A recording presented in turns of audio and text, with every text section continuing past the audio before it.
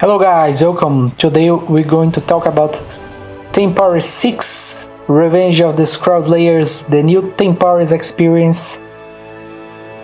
Temporis is always a great experience, and today we're going to make a tier list. But before that, we need to talk a little bit about the event itself, the server Temporis itself. This particular one is based on Temporis IV. Temporis IV was the best Temporis. I played through all the event. I played for 2 months. I got to level 199. Was my best experience in Dofus in years. Was the best one. In Temporis 6, Revenge of the ScrollSlayers, you will be able to use spells from all the classes to make the perfect combination for your character. You can drop these spells or you can get them by completing Temporis objectives, but the best part is that you can also drop items, all the equipment.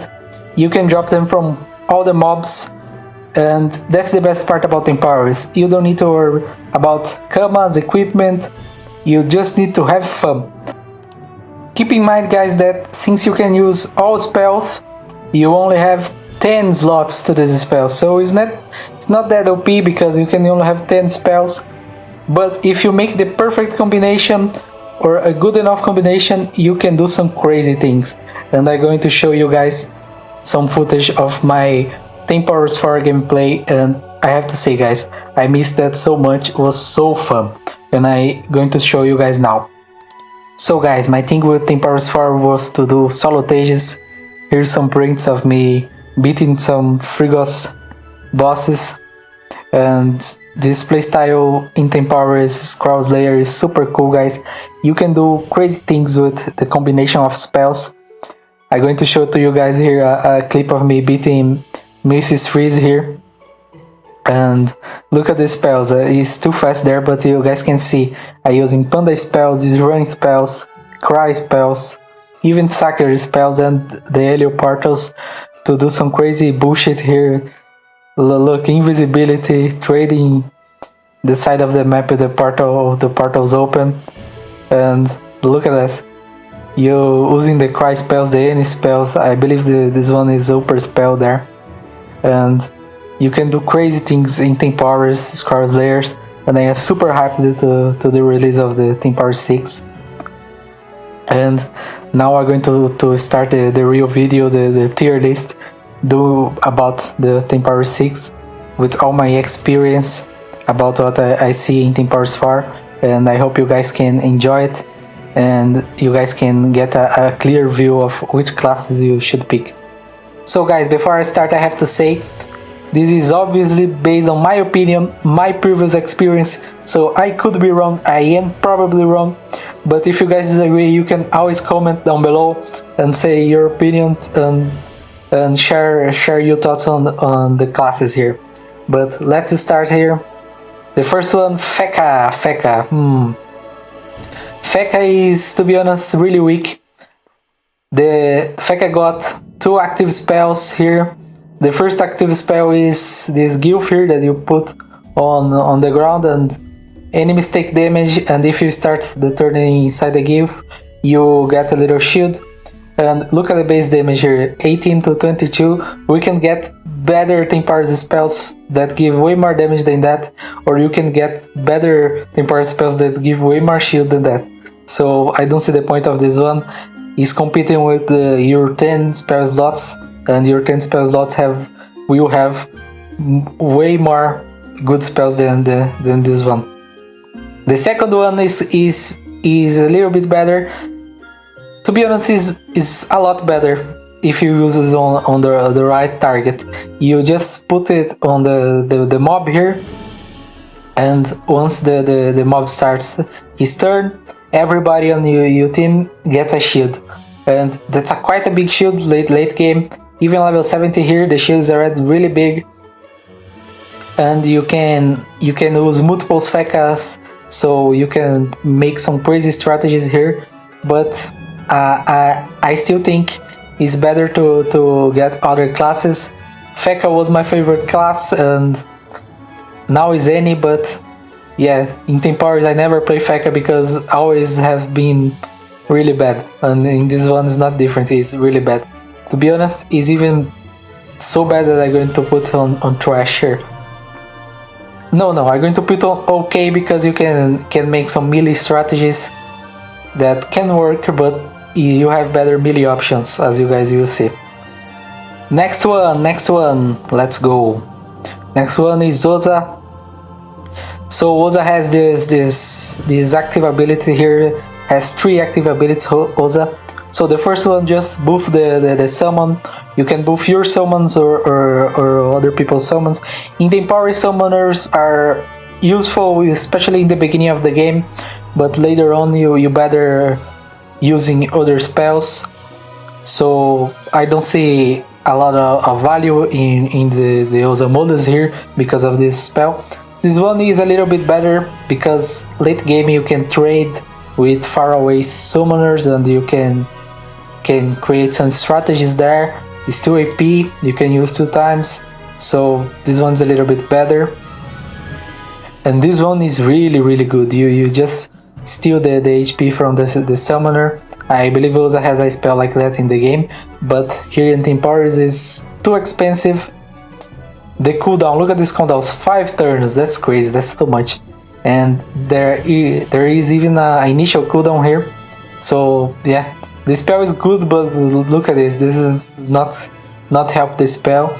So Osa in the old Temporis 4 was trash, and in this Temporis here, there's no difference, Osa is trash too. Let's go guys, Eno. This one is not that great, to be honest. So the Eno here, you get Kama's passive here every turn. You get 2 in the beginning of the turn. If you are halved, you get 4. And you can spend these Kamas doing some spells here. You can take down MP, and the best part here is that cannot be parried. You can take down AP, and you can, in the last one, you can basically skip a turn for everybody. So here's the deal. In Temporis 4, Eno have basically the same thing, and it was quite OP, especially in late game bosses. You could do crazy things, especially if you go with several Enos, but that's like a super strict rule. No, you're not going to play like this realistically unless you plan from the beginning with your friends. So Eno is not bad, but it's not great, so I'm going to be putting Eno here in okay. Now guys, Sram. Guys, Sram is broken. I believe this is the most broken one, but I could be wrong, but I think it's the most broken one. Let's see.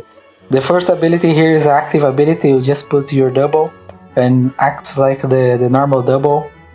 So yeah, you put him, and in the end he explodes on trade place with you, 3 AP, close range, 3 turns here. Yeah, I think it's the same as the normal double.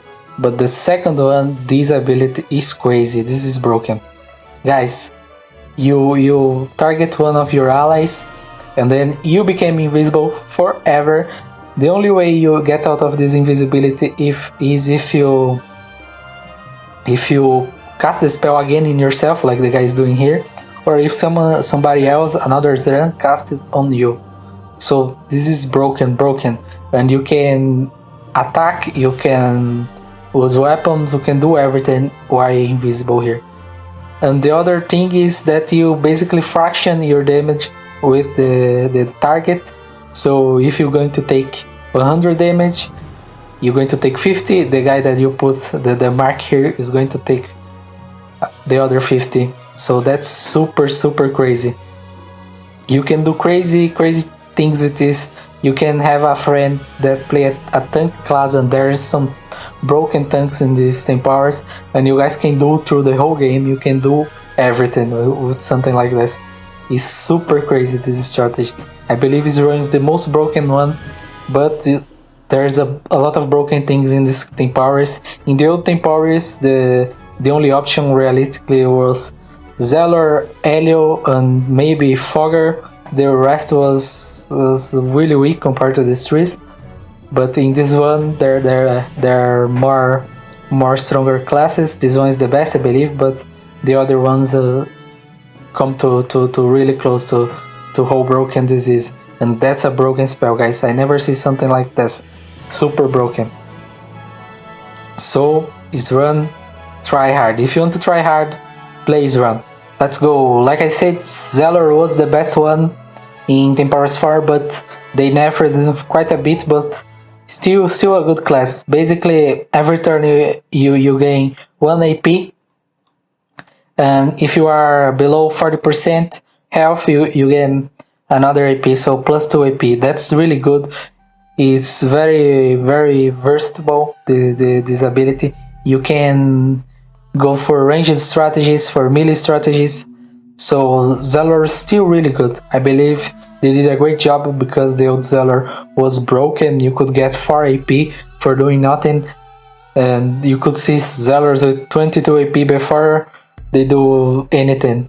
Yeah, without the telefrag that they do on the normal game. So 22 free AP. You could see that on Temporis IV. But in this one, it's quite balanced. It's still really good. And they have an active ability where you can transfer UAP to your allies, or you can cast on yourself to get more AP later. So I believe it's really good, and it's a solid class. You can basically play different ways. You can play melee Xelor, you can play ranged. So yeah, it's still one of the best classes in Temporis, so Xelor good. So guys, Ecaflip is trash. Ecaflip I believe is the worst one.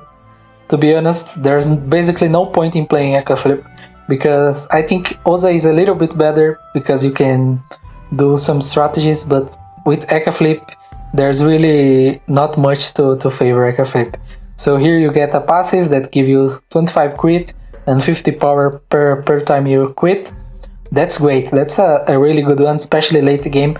Temporis is all about the early game and the mid game, not so much in late game where you could use this critical to do some critical damage things, but even so this is still good. But here's the problem. Only this is not going to carry the Ecaflip, and this spell here is the real problem. You cast on yourself, 2 AP, 0 range, and stays on you for 3 turns, so yeah. And once you cast it in the beginning of your turn, you get either power, shield, or MP. And that's the problem, guys. You only get one, and as you guys could see in the clip that I played before, you have better shield spells in Temporis ScrollSlayers, you have better buff spells, and you have better movementation spells. So there's no point in gambling that. I believe if you make an ability like this to gamble, at least it should be good, right? It should be like 500 power, like 1000 shield, 4 or 5 MP, because you don't know what you get, right? You get what it rolls here, and you even have to pay for it. You have to lose 2 AP. If it was a passive ability, you don't even need to cast the first time. You would be a little bit better, but even so, I don't see the point in playing Ecaflip. I think it's really bad. I think is actually the worst one, because everything that Ecaflip gives you, you can get in other ways. So yeah, that's it. Ecaflip, trash. I think it's the worst of all the 18 classes. Any is my favorite class in Dofus, and I'm going to be playing Any, I believe. I don't know, maybe I changed my mind, but this Any here is broken. I don't think the Ankama guys thought very well about this Any abilities here. I don't think they are very good at mathematics, because if you look closely here, you can see how broken this is very fast. So every time you start your turn here as a Eniripsa, you gain 7% of your missing health of your health here. You gain 7%, you heal 7%.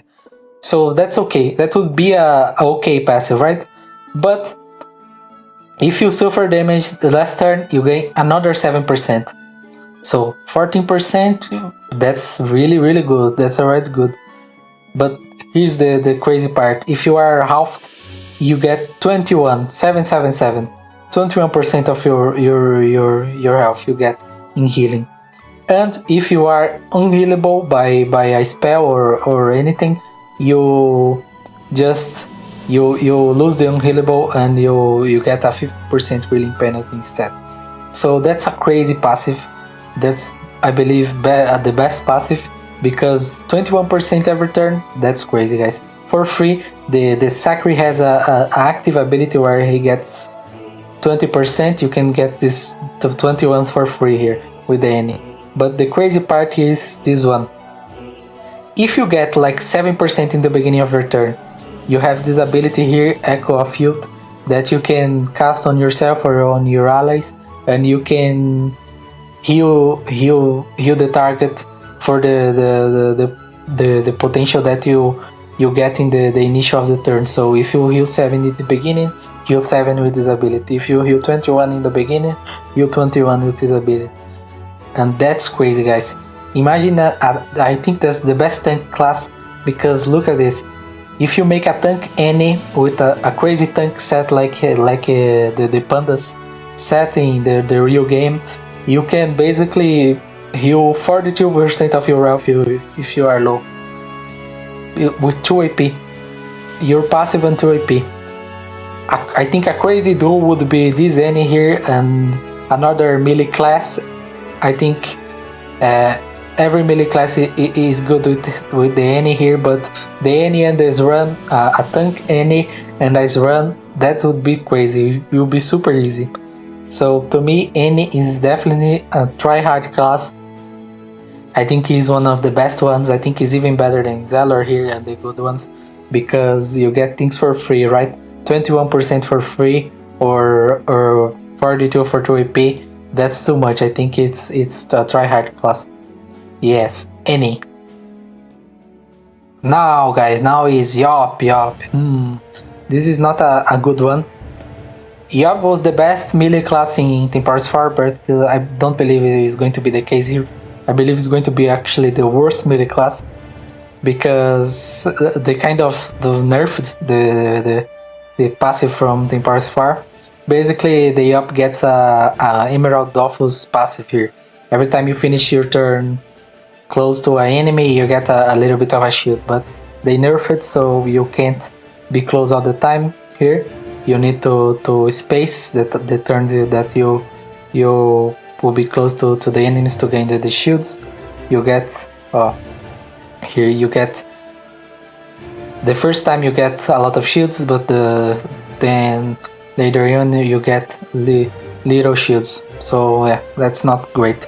And the active ability of Iop is just a gap closer here, a very weak gap closer. You have to spend 2 AP, and the range here is really bad. As you guys could see in the clip that I posted before, you can have some crazy gap closers or distancing spells, and a 2 AP little push like that is not going to be very useful outside of the very early game. So Iop is actually, I would put in okay, but I think it's trash. It's not that trash like this too, but I think it's quite trash, to be honest. Cra. This is a hard one, because it has a lot of potential, but it's kind of hard to use, I believe. But let's break down. So every time you finish your turn and nobody is close to you, you get 1 range that stacks 8 times. So if you play in a ranged strategy that you are far away from the mobs, you just get range every time you pass your turn. Every time you begin your turn, you get 1 more range, and that's great. But as you guys could see in Temporis, there is the range buff spell from Kraz was in Temporis 4. I don't know if you'll be in Temporis 6, but probably will. So you could get range in other ways. And the second part of the passive is, if you start your turn locked here with an enemy, you become unlockable and you gain 2 MP to run away. So that's great if you plan to go for a playstyle where you just run. But the problem here is, this is really good for PvP, I believe, but Temporis is all about PvM, so Yeah, for PVM, I don't think it's super useful. I don't think it's trash, but equal to the Temporis IV Cra. Temporis IV Cra was really, really bad. There was a crazy passive there that nobody liked it. In the first day, everybody was a Cra in Temporis IV, and quickly enough, people started realizing that Cra was trash. So second day onwards, nobody was a Cra anymore. That's how it rolled there. So in Temporis 6 here, Cra seems a little bit better, but not that much to make it OP.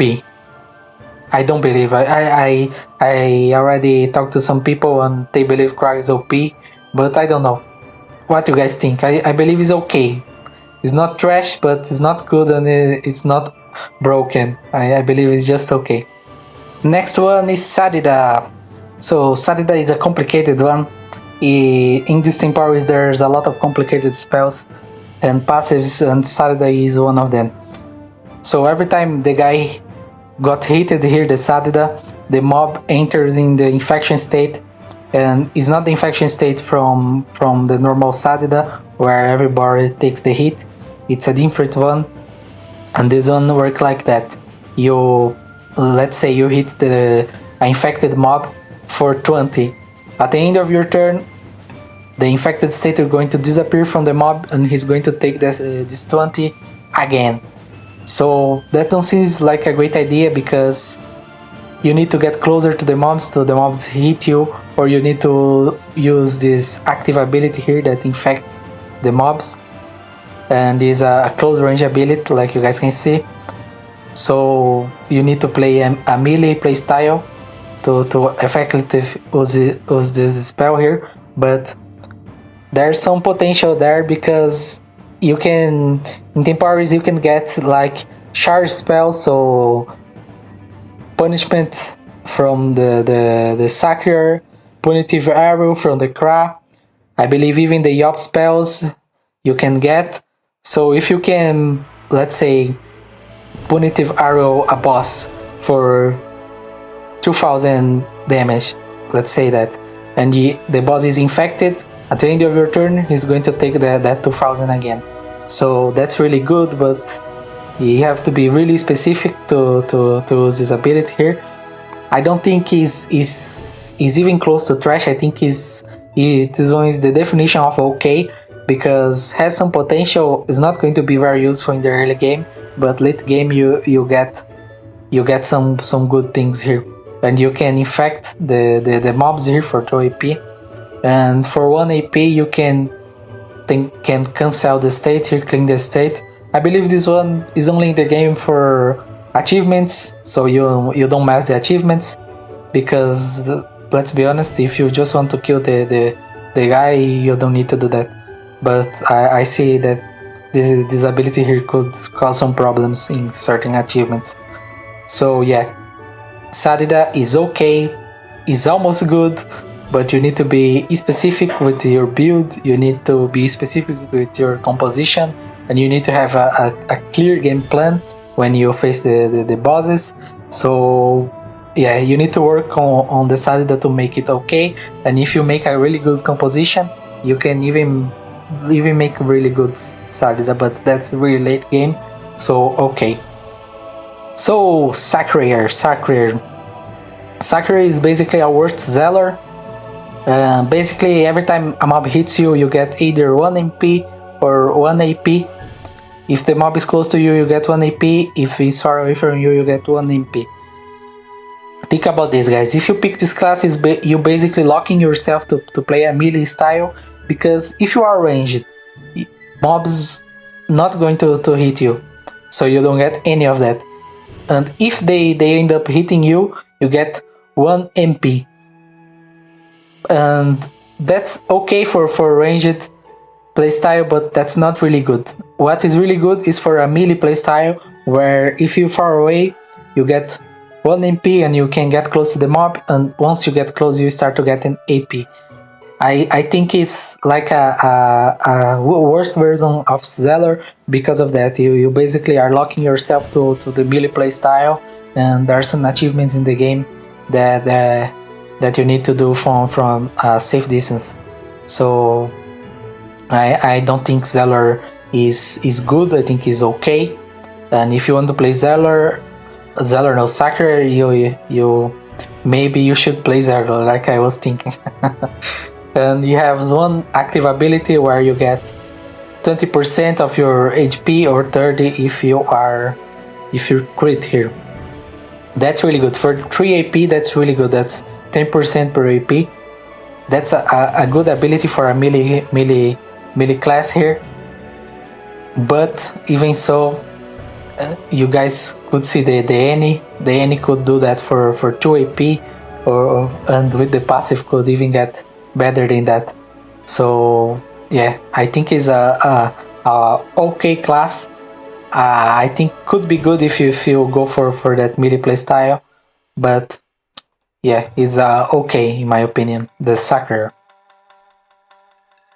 I don't think it's better than the Sadida here. There's no order, guys. I just put in, but I don't think it's better than Sadida. Sadida is the best okay class because of the potential. With this one, you don't have a lot of potential with your passive, with your abilities. So yeah, okay. Next is Panda. Ankama mess up with the Panda. So here's the deal. Ankama didn't want to give the Panda the Karshan and the Shanrak abilities. So they gave the Panda a crazy complicated passive with some complicated active spells here. So let's start in the beginning here. So every time you with the Panda here, you can put the barrels in the ground, but once you pass your turn, the barrels become gilfs here, and the mob that finishing inside of a gilf getting the drunk state. And the Panda here, you basically manipulate this drunk state to do your things. Every time you start your turn, you're getting to the drunk state here, and you can either put the drunk state in enemies or allies and use the drunk state to do the Panda things here. And these things are basically trading places here. If the ally or the enemy is close to the barrel here, you can apply the drunk state and they're going to trade places here. And that's it. This is mid-range here is okay, the range. And the barrel here is 2 AP. Since you use a lot of this barrel to do your things, I think 2 AP is too much. So yeah, and the trading here, as you guys can see, is 2 AP. You have to put on your ally and put on the barrel, so that's 4 AP. I don't believe it's worth the AP. In Temporis you can get some spells for manipulation of the field, which are very very efficient. And 4 AP for a mid-range manipulation or like that, I don't think is worth. I don't think the Panda is good. I think they should just give the Panda the Shanrak thing, because this one is overcomplicated. It's a noob trap. You'll see this, you think, oh, look at this passive, is great. I'm going to be basically a 400 IQ chess player playing the Panda here on the Temporis, and in the end you're going to see that you can do these things in way easier farms. So the Panda is trash. I don't think it's trash like this too, because you can do some field manipulation, which is always useful, but I don't think it is good or even okay.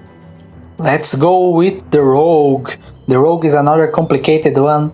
This Temporis has a lot of complicated passives, and the Rogue is kind of crazy here. So every time you finish your turn, you become one of these bombs here, these neutral bombs, and that's already kind of crazy, right? So once you begin the next turn, you can spend 1 AP, you get the AP back to explode the bomb that you was transformed, and you deal some damage here. The damage is based on the number of times you got hit as a bomb last turn. So you became a bomb, a lot of mobs hit you, then you explode and you deal some damage to them. That's 3 damage, right? So if you late the game, if you get like, I don't think you can get to this one, like 28 base damage, but the 23 here is doable. The 18 here is doable. For free, that much damage, area damage, is really good for a melee class. and that's what the rogue is, a melee class. It's a good melee class, as I can see here, which is like not the case in real Dofus. But if you are a rogue player, you're not going to have a passive that's going to help you with your rogue playstyle here in Temporis, because that's a melee thing here, but it's quite a good melee thing. And the next one here is you can explode the bomb in different ways, and this way here you basically heal 8% here. You heal you and your allies, so that's quite good as well. And the last one, you can explode, get the AP back. So all of this is free, guys. That's the good thing. All of that is free. You have some, like the Eka ability, you have to pay 2 AP to do that bad ability. And the rogue here, everything is free, and you get some good abilities here. In the last one, you can just do a liberation here. You can just push the mobs, right? So yeah, I think rogue is a good one if you're going to play a melee style. But if you are a rogue man in the Echo or Ele, that's not really what you do, right? You're not a melee boy in the normal servers, but yeah, that's a good one. Now is Mask. Mask is an interesting one. So is a fun playstyle. I believe is one of the most fun playstyles of this Temporis. You basically fluctuate between the masks of the Masqueraider here. You have the Coward Mask, which give you 2 MP for the cost of 2 AP, but let's talk about that a little bit later. And you have the Intrepid Mask that's going to give you a shield. I think it's 10%. That's 10% is not a lot, but it is okay. And the last one is the Psychopath, where you get power. Not a lot of power as well, but here's the deal. If you alternate between the masks, so you turn one, you do the MP one, then you go to the shield one, then the power one, it becomes a free ability. As long as you don't cast the same mask twice in a row, it's a free ability. So you're going to have to pay just the first time, and that's really good, because you can basically alternate between these last two if you are already in close combat, or if you are far away you can use this one, then use the power one or the shield one before you get to the target, and keep alternating between the 3 masks. So I believe it's a good class, but I don't think it's that good like these two. But I believe it's still a good class. So I'm going to put the Masqueraider here in the good ones. Let's go with the Fogger.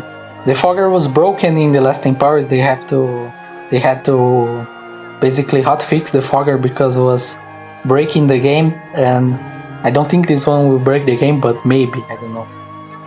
And let's talk about the spells here. So basically you put the Reeling Towers here, but they don't heal in the Temporis, and they make a Gilf here. It's like a Hobler Gilf, so a Hogue Gilf. So that's good. And this Gilf here, you basically, if you are an ally, you gain MP, and if you are an enemy, you lose MP. That's what the spell here is saying. And you can trade with one of your towers, and that's a mid-range trade for 2 AP. Yeah, and the interesting part here is that you can block terrain with the towers. I don't believe you can 2 times per turn, but that's already really good.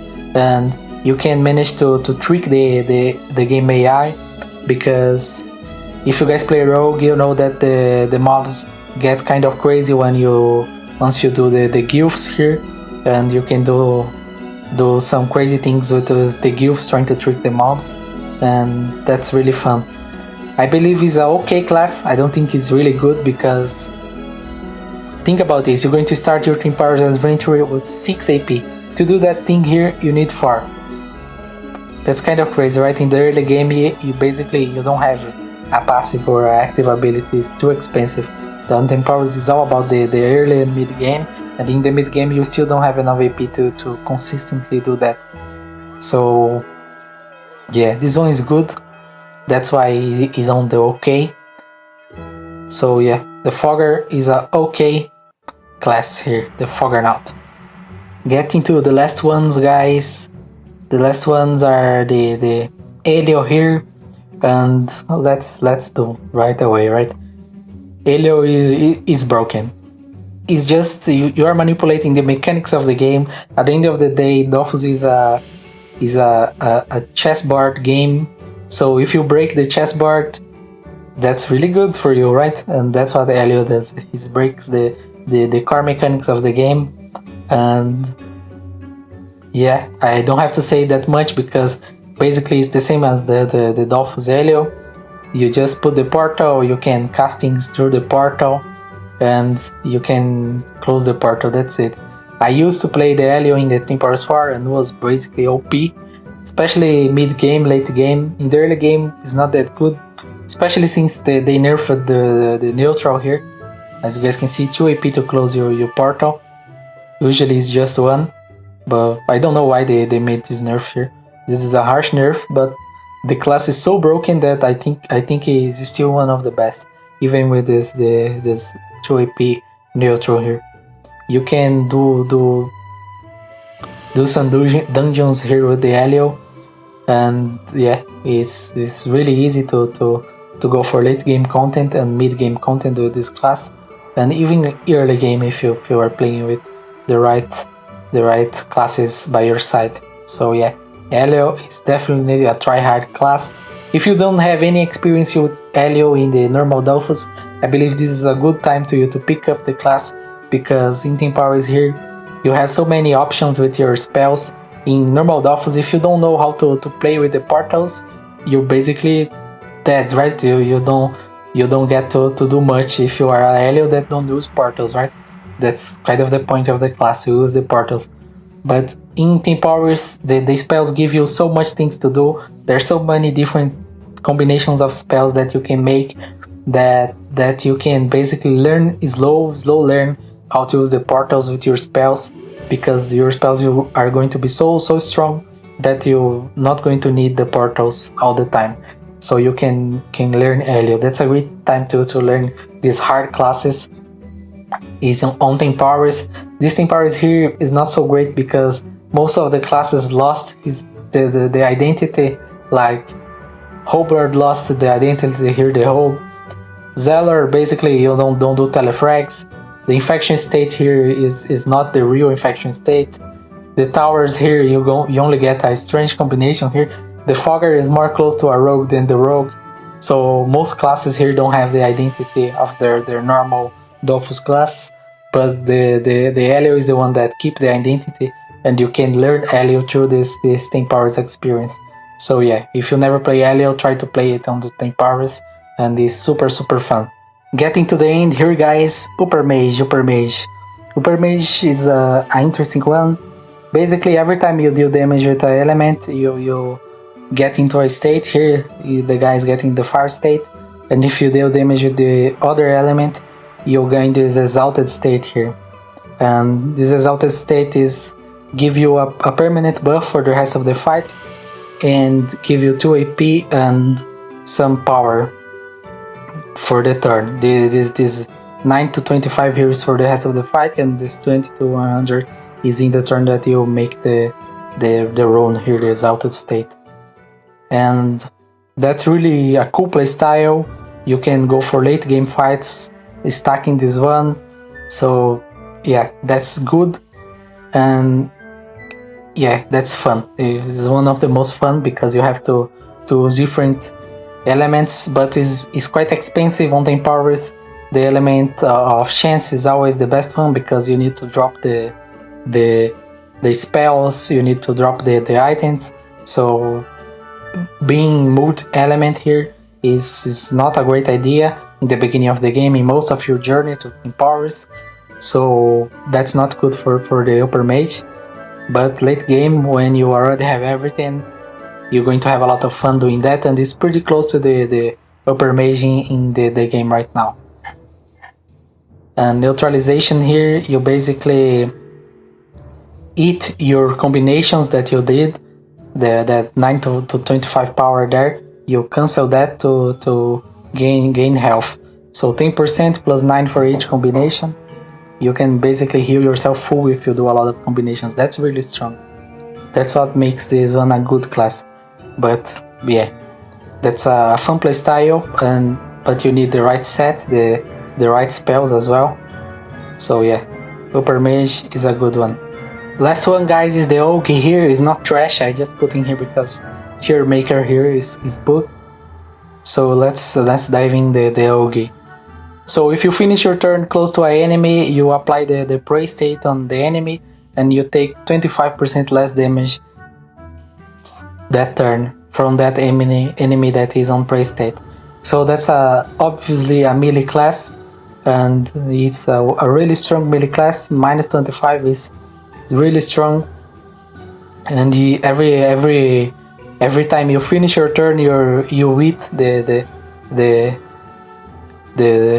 prey states that you put on the turn before that one, and you gain 8% of your HP per prey state. So basically you can get 16, 32 is the maximum, I believe.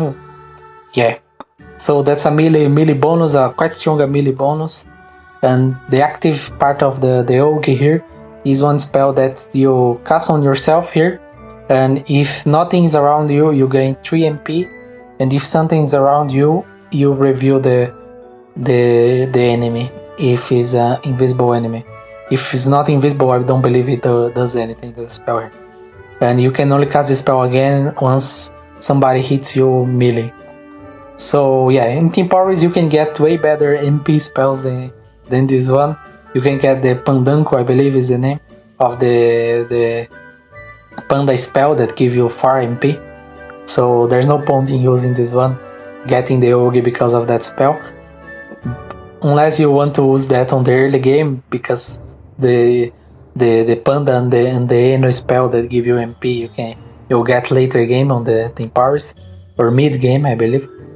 But the passive here is super strong if you play melee, but here's the deal, you only can play this one melee, right? But yeah, that's it, that's the Ougi. I believe the Ougi is okay. So that's the tier list, guys, and I think you guys should always see this one as a recommendation, and actually you guys should play the one that you want to play, like the most fun. You shouldn't go for the strongest ones just because you want to get the rewards from Temporis. Temporis is all about you having the fun. The 2 months where you play Temporis, you're going to play a great experience, learning about the game, meeting new friends, and exploring these new possibilities with the spells. It's not about just winning. So you guys should play actually the most fun that you think of these ones, of the 18 classes, not the better ones, like I say here. So that's it, guys. Don't remember to comment there in the video what you think about the tier list, or to think about all the classes. And that's it, guys. Thank you. Bye.